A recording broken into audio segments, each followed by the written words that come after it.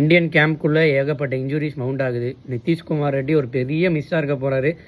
பவுலிங்கில் அவர் contribute பண்ண விதம், பேட்டிங்கில் இம்பர்டஸ் கொடுக்குற விதம், கடைசியில் ஒரு 20-30 ரன்ஸ் அடிச்சு கொடுப்பாரு. ஸோ அவரு ரூல்ட் அவுட். ஹர்ஷ்தீப் சிங்குக்கும் ஒரு சின்ன ஒரு இன்ஜுரி இருக்குது, ஆகாஷ் தீப்புக்கும் ஒரு இன்ஜுரி இருக்குது. அடுத்த மேட்ச் மிஸ் பண்ணுவாங்கன்னு சொல்கிறாங்க. ஸோ இந்த கேப்பெல்லாம் எப்படி ஃபில் பண்ணுறது அப்படிங்கிறத பார்ப்போம். என்னோட ஒப்பீனியன் படி நான் என் பிளேயிங் 11 வந்து கொடுத்துட்றேன். So Jaiswal will open with KL Rahul. Then number 3 will be Sai. Number 4 will be Gill. Number 5 will be Rishabh Pant. Number 6 will be Dhruv Jurel. Number 7 will be Ravindra Jadeja. Number 8 Vashi. Number 9 Bumrah. Number 10 Viraj.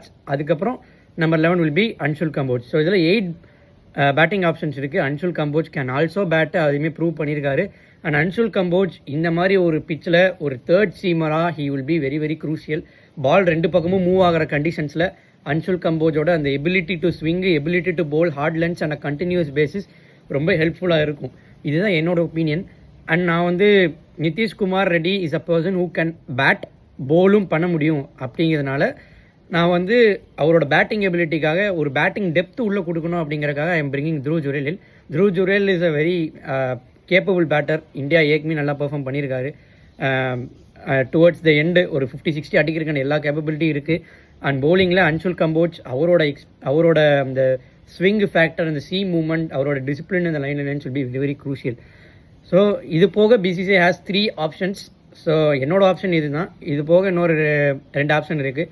Other Shardul தாக்கூரை trust பண்ணி உள்ளே கொண்டு வருவாங்களான்னு பார்க்கணும். Ahead of நான் சொன்ன through ஜுரேலுக்கு பதிலாக maybe Shardul தாக்கூரை கொண்டு வரக்கான capability இருக்குது. ஏன்னா 4th பேசராக அவர் கொஞ்சம் ஹெல்ப்ஃபுல்லாக இருப்பார்.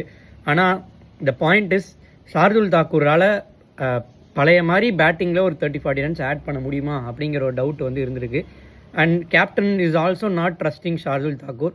ஸோ என்னோட பிளேயிங் 11 ஆல்ரெடி கொடுத்துட்டேன். என்னோட பிளேயிங் 11 வந்து through Jurel and Anshul Kamboj will play ahead of Akash Deep and also Nitish Kumar Reddy. So உங்களோட ஒப்பீனியன் அண்ட் கமெண்ட்ஸை சொல்லுங்கள். அண்ட் இந்த மாதிரி நிறைய வீடியோஸ் பார்க்கணும்னா சப்ஸ்கிரைப் பண்ணிக்கோங்க. தேங்க்யூ.